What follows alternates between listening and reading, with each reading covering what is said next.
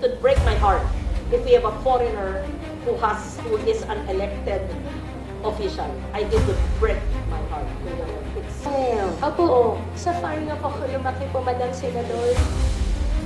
Hindi po naging normal po, hindi po naging normal po I'm yung not buhay ko asking po. ang normal or Madam Chair, I know that time is the full names, photos, addresses, playmates, etc.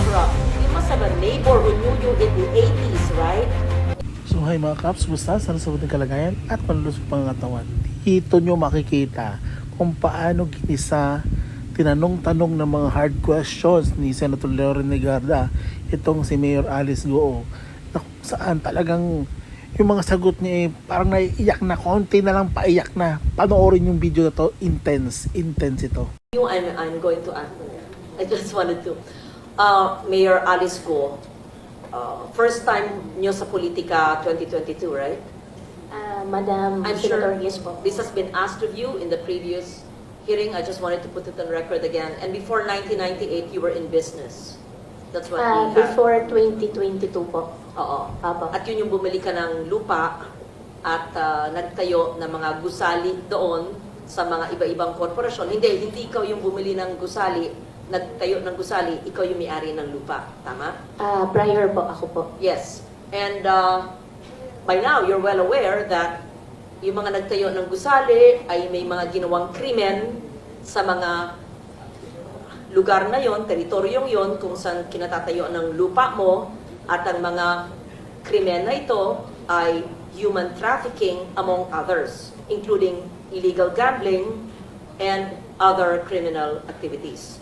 Correct? Your Honor, before nangyari po yung raid, wala po akong alam. In fact, wala pong dumarating po na report po sa office ko po at wala rin pong dumarating po na report po from PNP na meron pong nangyayari. Mayor, Opo. hindi ba ho trabaho at tungkulin ng mga mayor na alam po ang nagaganap sa kanilang lugar? Is that not your sworn duty as the chief executive of a local government unit? Your Honor, yes po. Every month po, tinatanong ko rin po, meron din po akong tao na inassign po para tanungin po yung mga housekeeping po na taga-Bamban po na kung meron po silang ginagawa mga alimalya po doon sa loob po. And wala pong dumarating po sa akin na report po na may ginagawa po silang Gano'ng crime kalaki po. yung lupa, Mayor, kung saan nagtayo ng mga gusali, kung saan ginaganap ang krimen ng pangangalakal ng mga tao, mga Pilipino at mga dayuhan, kung saan ginaganap ang mga illegal gambling activities, kung saan ginaganap ang iba't ibang klaseng krimen, ilang ektarya, at hindi nyo alam sa Banban bilang mayor? Your Honor, 7 point plus hectares po. So, 7 point plus hectares, you're a mayor of Banban Town, newly elected. Kayo po syempre ang nagbigay ng mga permits para magtayo ng mga malalaking gusaling yon. Syempre po, kilala nyo yung kapitan. Anong barangay po yung 7 hectares na yon? Your Honor, Barangay Anupol po. Kilala ko po yung kapitan. At Your Honor, yung mismong POGO po na operation po is nagbigay po sila sa akin ng provision license po from PAGCOR po. Then that's the only time po na binigyan ko po sila ng permit po. Second, third, and fourth floor po.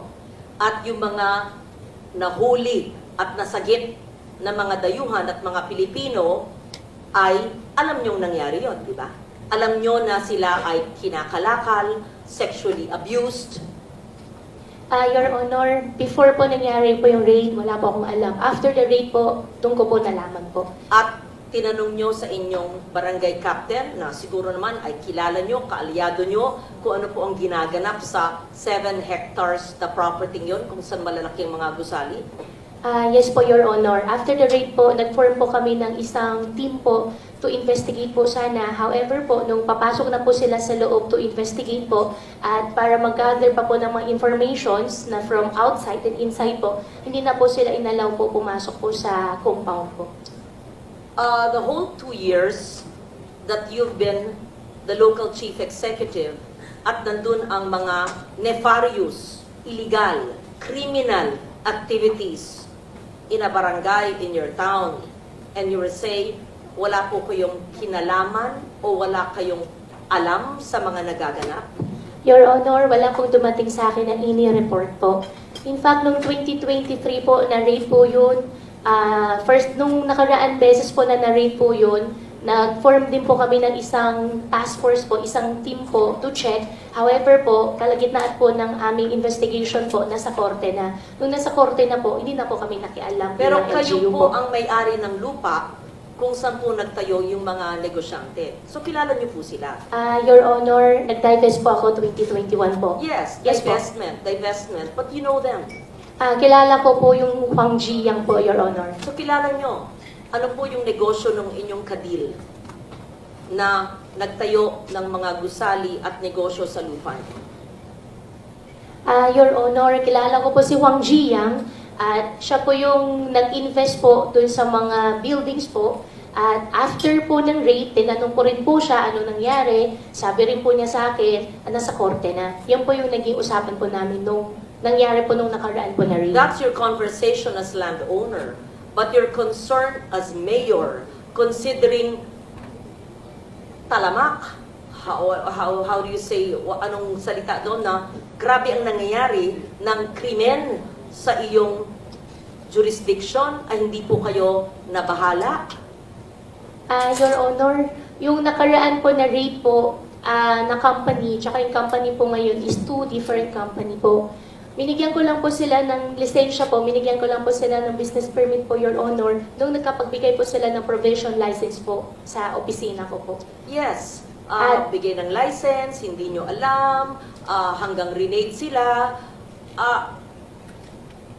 Alam nyo, pinasukan nyo, tumakbo kayo bilang mayor, at nanalo kayo ng ilang daang votes over your rival, and you're saying something that you're familiar because kayo may-ari ng lupa at kilala nyo yung tao, nagtayo ng malaking gusali, at nagkaroon ng raid na last year at hindi nyo alam na nagaganap ang mga krimen na yon right under your nose in the LGU which you had?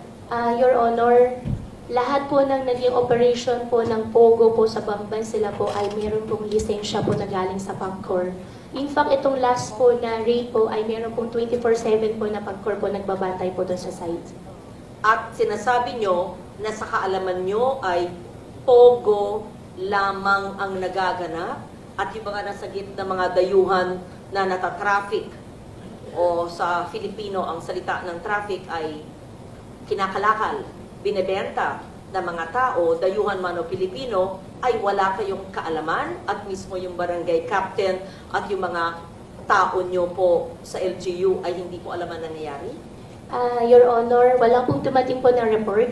In fact, before po nangyari, I think 2 weeks po before nangyari po yung raid, nag-invite po sila sa amin, kasama po ang LGU po, para sa isang open house po na visitation po. Nakakapasok naman po yung mga empleyado po ng LGU po doon.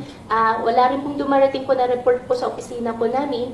At meron din po kami ordinansa po, resolution po, na galing po sa Sangguniang Bayan po, na nirequire po ng konseho po ang ating local police po na mag-report, mag-submit po sila ng report po in a weekly basis. Wala pong dumarating din po na report po sa amin na meron po nangyayari po na any crime po sa loob.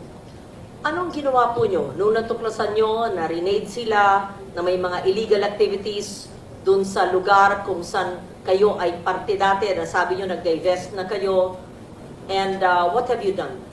Your Honor, gumawa po ako ng isang team po para mag-investigate po sana sa loob. However po, hindi po sila nakapasok. At gumawa rin po ako ng isang team po na galing po sa labas para imbestigahan po yung mga naging empleyado po sa loob, yung mga housekeeper po, na tinanong po namin sila ano pa talaga nangyari, meron po ba kayo nakita na tinutorture po. Unfortunately po, ang sagot po nila sa amin ay wala po. And 200 plus po kasing naging empleyado po na local po doon sa site.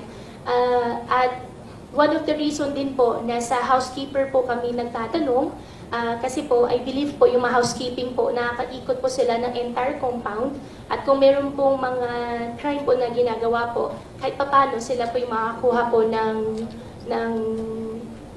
information po kaagad. Before 2022, Mayor Go, anong trabaho nyo? Anong ginagawa nyo? Although you said it in the hearing, I just wanted to hear it again. Ako po ay isang magbababoy po. Farmer po ako, eager po yung negosyo ko. Sino po ang nag-urge sa inyo? Sino po ang nag-engganyo kayo, nag-inspire sa inyo na tumakbo bilang mayor ng Banban? Sarili ko po. Childhood dream ko po. Childhood dream. Opo, ay gusto ko po na mapakita sa tatay ko at gusto ko po maging proud po siya sa akin.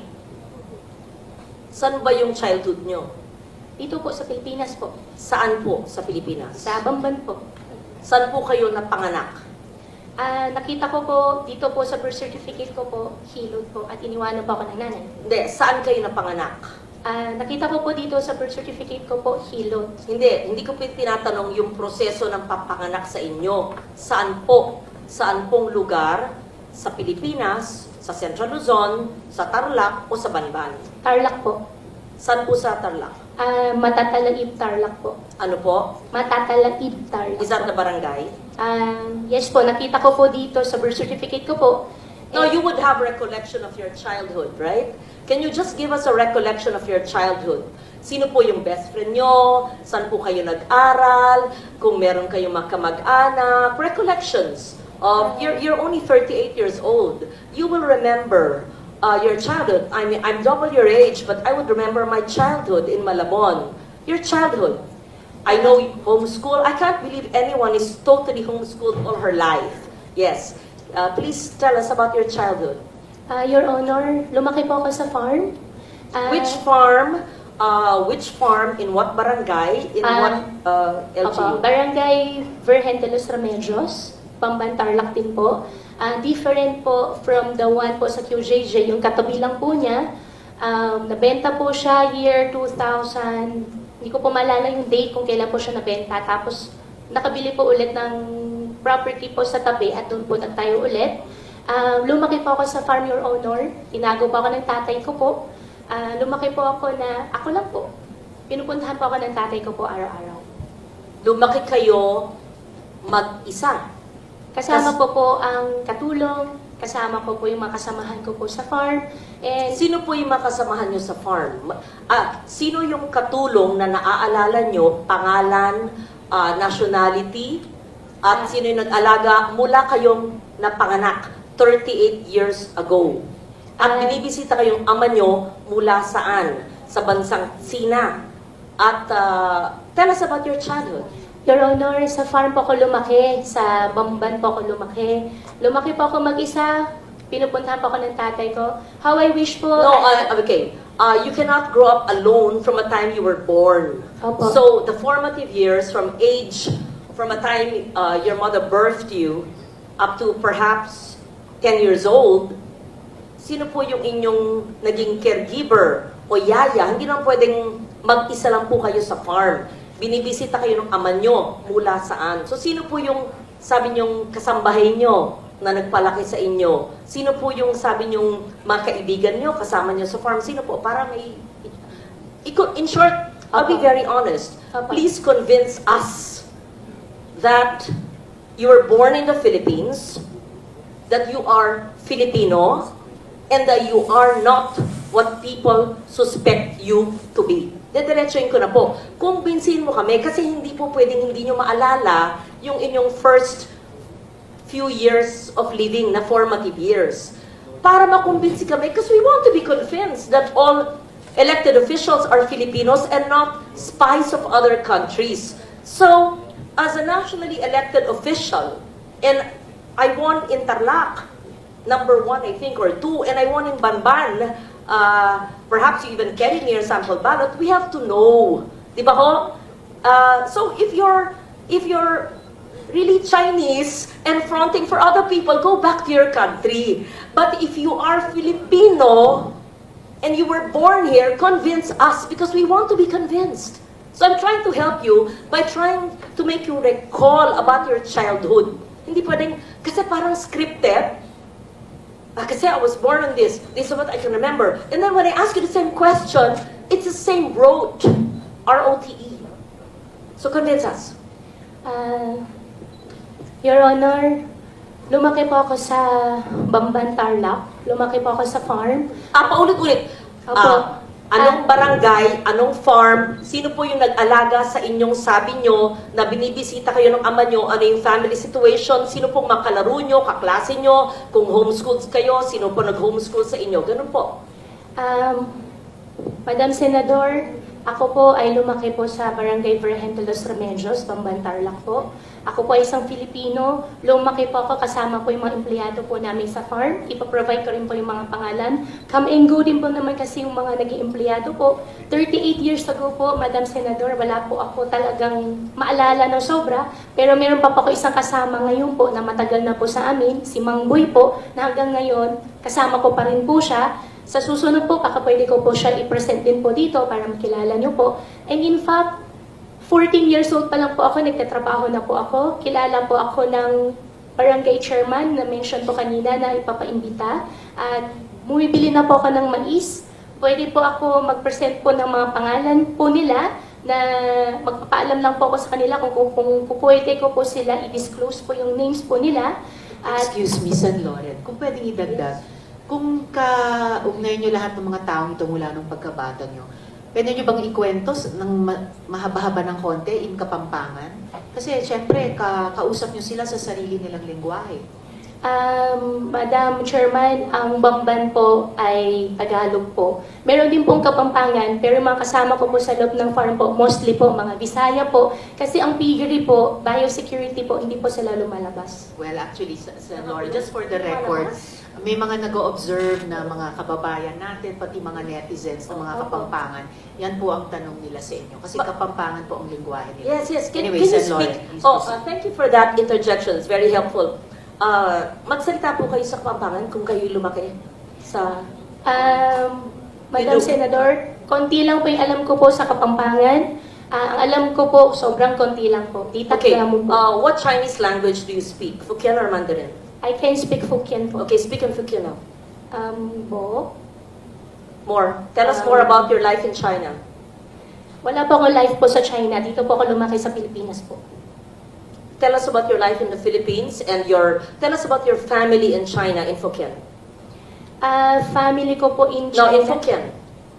Please tell us about your father who's from China and he used to visit you when you were a child, and the family of your father in China, and where are you from China in Hokkien. We have interpreters, and perhaps I can understand a little. Yes po. Guay lao pe tui tai liok lai. Continue. Qua si Trung Quốc lang. Qua si Philippines lang. Tell us about your relatives. Pakikwento po ang mga kamag-anak ng iyong ama. San sa bansang Sina ang inyong ama at ano ang ginagawa niyo? Sinabi niyo embroidery, etc. Negosyo at mga kamag-anak niyo doon. Tell San us. Loren, before she answers, Yes. maybe we can ask Ms. Batay, our Chinese interpreter, just to Yes, interpret to yes. us what the mayor said. Thank you. Ms. Batay. Okay, so in English, the interpretation would be, my father is from China. I am not a Chinese. I am a Filipino. I mean, you're obviously half Chinese because if your father is full Chinese and your mother you claim is Filipino, right? Your Honor, ako po ay isang Filipino at ang tatay ko po ay Chinese.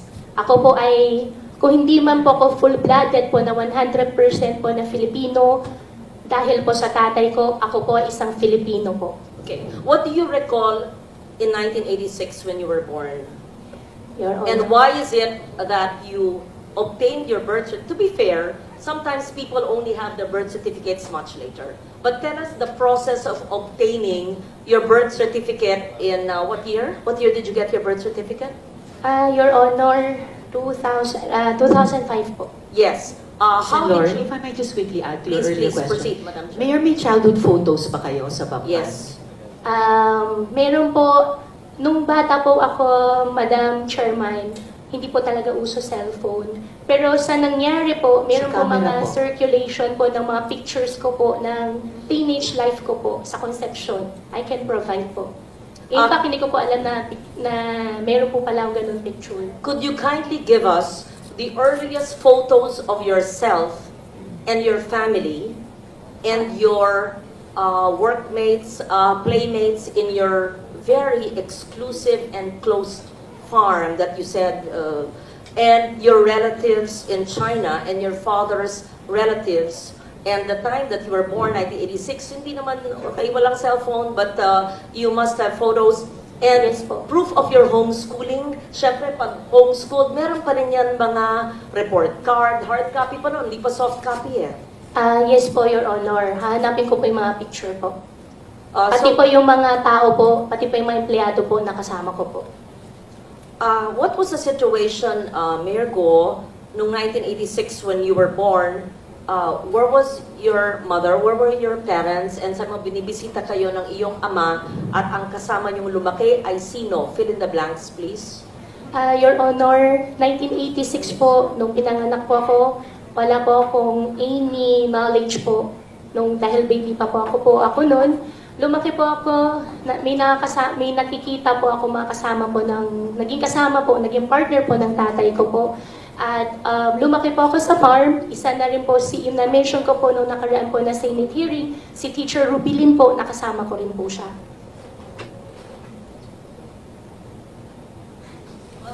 Can you please state that once again your mother's name? Amelia Leal po, biological mother ko po. And have you ever met her? Hindi ko po siya nakasama. Have you ever met her? Hindi po. From the time you were born, from 86, hindi po nyo na silayan. Hindi na po. And tinanong po nyo sa inyong ama o sa mga kalaro nyo kasamahan sa farm? Your Honor, how I wish po I have a perfect family po. No, we lead imperfect lives. So I don't want to intrude on that. I just wanted to make sure. So, sa pagkaalam nyo ay Pilipino ang inyong ina? Opo, yan po ang sinabi po sa akin ng tatay ko po. At lumaki po ako dito sa Pilipinas po. At wala rin po, Madam Senador, wala rin po ako ibang citizenship kung hindi Filipino lang po. How did you acquire how did you obtain your birth certificate in 2005? Minigay po sa akin, hindi po ako yung nag-prepare po nitong birth certificate. Hiningi ko po sa tatay ko po yung birth certificate ko po. Was this discussed, Madam Chair? Did the PSA already look at the birth certificate? That was what was being discussed earlier, right, when I arrived? Yes. So that was, we will ask for the report from the PSA on the authenticity of that birth certificate. So tell us more. I know that time is up now. Tell us more in Fukien, your childhood situation. I don't want to be intrusive, and there's no reason to explain about all of us have imperfect lives, but tell us about your childhood so we get to know you better, and your Chinese playmates, if any, Filipino associates or playmates, if any, and your family in China. In Fukien po. In Fukien, Sen. please. Opo. Sa We farm- want to hear you speak your language. Ang language ko po ay Tagalog po, Senator. Ako po ay isang Filipino. Sa Yes. farm po, ang gamit po namin lengguwahe po ay Tagalog po. But speak Fukien. I just want to I hear can it. speak Fukien po, pero ang Yes. ginagamit po na lengguwahe po sa farm po ay Tagalog. There's nothing wrong with knowing languages. Yes, po. If you're good in Fukien, speak it, right? For Yes, after po. all, your father's Chinese and you're half Chinese. Don't Madam- be ashamed of that. Opo, hindi naman po ako nahiya, naman po ako na ashamed. Madam Senador, mas kaya ko po ikwento na mas fluent sa Tagalog kasi yan naman po ang mother tongue ko po kaysa sa Chinese language po. Kaya ako okay lang po na ikwento ko po in Tagalog. Okay, proceed. If you don't like to speak the language of your father, then speak in Filipino. Opo. Briefly please, Mayor, dahil malapit na tayo mag-suspend. Ay, opo, sorry po ma'am. Thank you. Just brief. Apa. Thank you, Madam Chair. Lumaki po ako sa farm, 14 years old pa lang po ako. Nag-aalaga na po ako ng baboy. Ako nagpapaanak, ako rin po nagbebenta po ng mga fatteners po na nilalabas po ng farm. Medyo, hindi po yung negosyo. Mula po 1986 when you were born, your recollection, 86 to the time you obtained your birth certificate in 2005. Madam Senador po, nung maliit pa lang po ako, noong 1986 po, wala na po talaga akong malala. Although, ayaw ko po talaga ma-mention yung word na wala po ako malala. Pero wala po talaga No, I'm akong not malala. asking about the day you were born. Obviously, nobody knows that. Any of us. I said 86 to 205. Between the day you were born and 9 years old, you would have some recollection. Eh, ako nga po, doble ng age nyo. Naaalala ko pa yung childhood ko na ako'y 5 years old eh. Kilala ko pa yung grade school teachers ko eh. Yun lang po. Huwag tayo mag-philosophy po dito. I mean, Opo. obviously, I'm not asking you, how was it when you were born? Hindi po. From 1986 to 205. Madam Senador, lumaki po ako sa farm. Kinulong po ako ng tatay. Paulit-ulit na nga, parang memoryado nyo. Kasi kino-coach ka ng lawyers mo siguro. Just, magkwento, parang kaibigan. Parang nagpunta si Senador sa'yo, oh, Mayor, kamusta na kayo? Kamusta ang buhay niyo dito? Napana kayo sa farm? How was your life when you were born? O, ganun. Sino yung neighbors nyo, playmates nyo, paano yung pamilya, binibisita ka ng ama mo, ganun. Kwento lang. Madam Senador, As a Filipino, as you claim. Opo, gustong-gusto ko po magkwento. Ang playmates ko po doon sa farm ay yung mga dati po namin empleyado rin po. Kaming po yung mga tao pero may mga luma, mga matatagal pa po namin empleyado. Pagbalik ko po ngayon araw, hahanapin ko po sila at sa susunod po na Senate hearing, isasama ko na lang din po Ako, sila. aaralin pa ng mga abogado. Teka po, anything, when I say, your first 10 years of your life, the first 9 years of your life, kilala ko pa yata yung isang abogado mo sa likod mo. Anyway, the first 9 years of your life, what is the first image that comes? Tell us about your farm life. Must be a charming, idyllic life, right? Opo, nasalo po ako ng farm. Di pa ako pinag-aral po ng tatay ko po. Ang nagtuturo po sa akin si Teacher Rubilin po na na-mention ko po nung nakaraan na Senate hearing. And how I wish po really, Madam Senador, na I have a perfect life po. No, However we're po, not talking about pinalaki po ako sa farm. imperfections or perfection. Kwento lang nga eh. Opo. 9, 10 years po. Siyempre man, Mayor, may maalala, 38 ka lang eh. Opo, sa farm nga po ako lumaki po, Madam Senador. Hindi po naging normal po, hindi po naging normal po I'm yung not buhay ko asking po. normal or if Madam Chair, I know that time is limited and I would want to get to know the mayor. As I said, we're giving you the opportunity to prove to us that you are Filipino. Opo. We ask you the questions which I would ask normal people. I would ask you, Isa, tell me about your childhood, right? Sorry, your childhood, I talk about my child. Yun lang. Nothing to be defensive about. You don't have to say the same thing. Basta sa farm po, tell us about your child. Ako sa farm. Basta, tell us about your child. Sa farm. Ano ba? Huwag tayong robot. Tell us about your childhood. So we're convinced that you have a childhood in the Philippines. And if we ask you to speak about a foreign language, to speak in a foreign language that you are, nabihasa ka, ay, hindi, mas magaling po ako sa Pilipino. Ba't may kakaya kung magaling sa Hokkien? Kung magaling ka mag-Mandarin? Wala. Maganda nga. Marami ka na lengguwahe. I will leave it at that and I will Opo. ask more questions in the next hearing because ano ba ang ating pinupunto dito?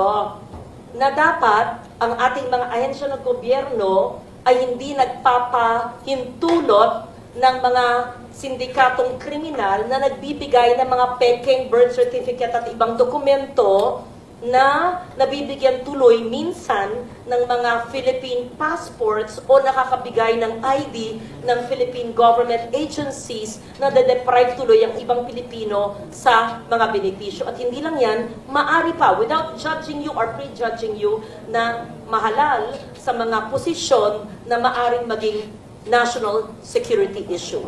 I'm not judging, I'm basing it on what I've heard and read, and I'm giving you the chance to prove that you are Filipino. Yes, so I will leave it at that. Thank you very much, Madam Chair, for the time and the patience, and I would like for her to submit the photos that you requested, the name of the teacher, and perhaps the teacher who helped her homeschooling, names of employees, their full names, photos, addresses, playmates, etc.